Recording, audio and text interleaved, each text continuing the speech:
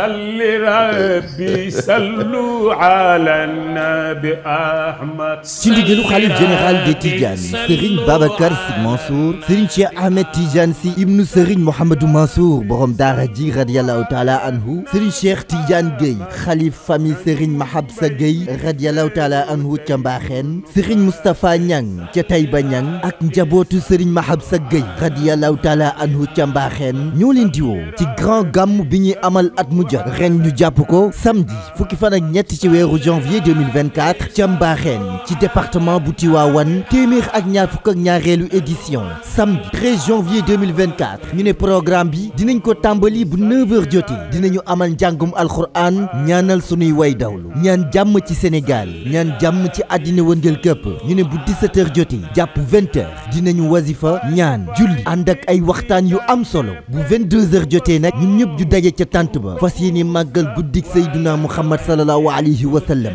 ka leen fas yéene taggal yonent bi sallallahu alayhi wa sallam di Ablaye Sey bu Tiwaawan ak groupam askanuk Mbaaxeen ñi nu ngi ci woo képp koo xamante ne jullit nga képp kuy yewoo ca Tiwaawan képp kuy yewoo ca Taïba Niang ñu ngi lay woo ci guddik Seydina Muhammad sallallahu alayhi wa sallam bii di 122e édition le 13 janvier 2024 ak waa Mbaaxeen fas yéene màggal guddik Seydina Muhammad sallallahu alayhi wa sallam njabootu Serigne Mahabsa Gueye radiyallahu taala anhu bu Mbaaxeen di ci woo ñëpp bàyyiwuñu kenn na fa ñëpp daje incha allah. ko teg baat du geesu yàlla.